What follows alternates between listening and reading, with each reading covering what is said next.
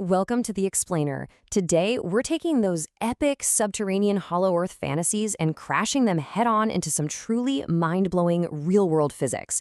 Seriously, if you've ever looked down at your shoes and wondered if there's this whole secret universe buzzing right beneath your feet, well, you're in exactly the right place.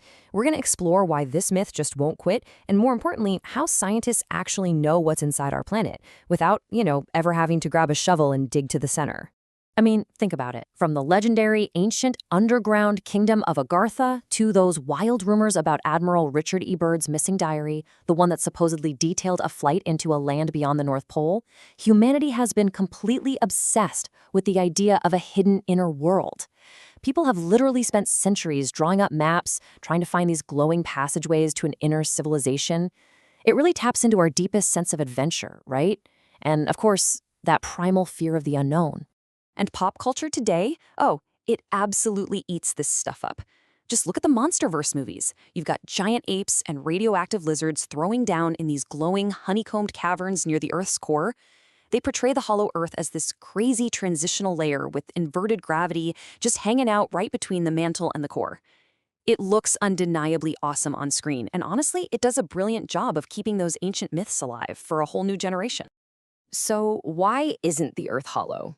Well, as incredibly fun as it is for the movies, the concept totally falls apart the second we bring actual planetary physics into the mix. To understand why there isn't some cavernous void down there filled with monsters or lost cities, we first have to bust one of the biggest physics myths out there. It's actually a myth that Hollow Earth believers use all the time to back up their theories. See, some folks argue that the Earth's spin creates this massive centrifugal force.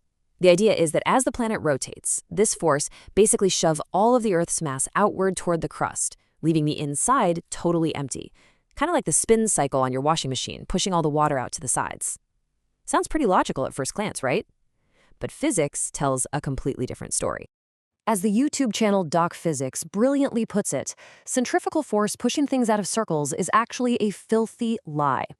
Think about spinning a ball on a string. When you let it go, it doesn't just shoot straight out away from you. It flies off in a straight line tangent to that circle.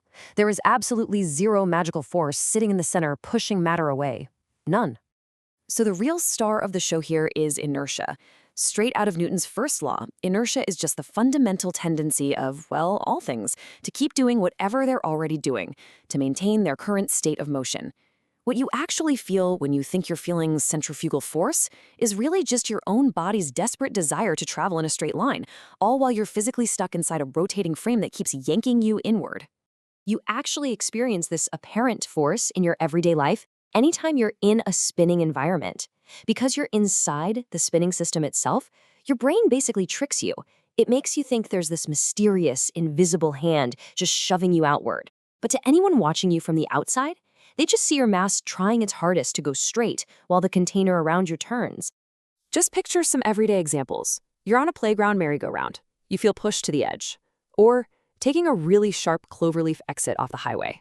When you get squished against the outside of your car seat on that tight curve, that is not a magical force pushing you out. It's literally just your body's inertia wanting to keep driving straight down the highway while the car and the road curves sharply right underneath you. So, tying it back, the Earth's rotation absolutely does not hollow out the planet. Gravity completely overpowers any rotational effects, pulling all that mass tightly toward the center. Now that brings us to a really massive question. By the time early scientists were running experiments, we'd tunneled through mountains, so we knew the crust wasn't hollow. But nobody has ever mined deep enough to reach the actual center of the Earth. So if we can't drill down there to check for secret worlds, how can we be so confident about what's going on down there? Well, we rely on the ultimate planetary CT scan.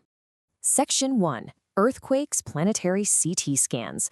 Whenever a huge earthquake hits, or even a massive volcanic eruption, it sends these gigantic vibrations called seismic waves rippling out in every single direction through the planet. Just like a doctor uses an X-ray or a CT scan to map out the dense and soft tissues inside your body, geologists use these exact seismic waves to perfectly map the inside of the Earth. It is brilliant. Seismologists specifically focus on two distinct types of body waves that these earthquakes generate: primary waves and secondary waves. And here's the really fascinating part. These two waves travel at totally different speeds, and they behave in completely different, wild ways when they slam into different types of materials. That specific difference, that is the absolute key to unlocking the Earth's interior. Let's start with primary, or P waves. These things are lightning-fast compressional waves. They will punch their way through absolutely anything. Solids, liquids, you name it. Imagine a slinky stretched out on a table. If you push one end forward, a wave of compression travels straight down the coils. That's exactly how a P wave works. Since it's a pressure wave, it just squeezes and releases the rock or liquid as it blasts its way through the planet. Secondary waves, or S waves, behave very differently. They're slower, for one, and they move side to side, perpendicular to the direction they're heading. Think of it like holding a heavy rope and vigorously shaking it up and down. But here is the single most important takeaway you need to know. S waves stop completely the absolute second they hit a liquid. They simply cannot travel through fluids, period. Section 2. The Seismic Shadow Zone. By setting up seismographs all over the world and meticulously tracking exactly where these P and S waves do and don't show up on the opposite side of the globe after an earthquake, scientists stumbled onto something absolutely incredible about what's inside our planet. Let's trace the actual journey of those waves. An earthquake strikes, and both waves start traveling outward through the solid rock of the mantle. But once they hit a certain depth, the S waves suddenly hit a brick wall. They stop dead in their tracks, which ends up casting this massive 103-degree shadow on the far side of the planet where absolutely no S waves are recorded. This was the definitive proof that the Earth has a massive liquid outer core blocking those rope-like waves. But okay, it actually gets even crazier. Even those unstoppable P waves, the ones that can easily travel through liquids, suddenly vanish in a zone between 103 and 140 degrees away from the earthquake's origin. Why? Because when they hit that super dense liquid outer core, the drastic change in density violently refracts or bends their path. It completely steers them away from that specific zone on the surface. The exact angles at which these waves bend, speed up, slow down, and stop, that gives us absolute, irrefutable proof of our planet's internal structure. It completely confirms that the Earth is tightly packed with incredibly dense, changing layers of solid rock, a thick liquid metal outer core, and an ultra-dense solid iron inner core. The math is literally perfect. There is absolutely zero room for a hollow void, a tiny inner sun, or some adjacent dimension hiding down there. So while Godzilla and Kong might not actually be battling it out in some glowing cavern directly beneath our feet, the real science of our dynamic, deeply layered planet is just as awe-inspiring. I mean, we're literally sitting right now on top of a massive, churning engine of liquid metal and crushing pressures. It leaves us with a pretty fascinating thought. As our seismic technology gets even more advanced, what other counterintuitive, mind-blowing mysteries might our planetary CT scans reveal in the future?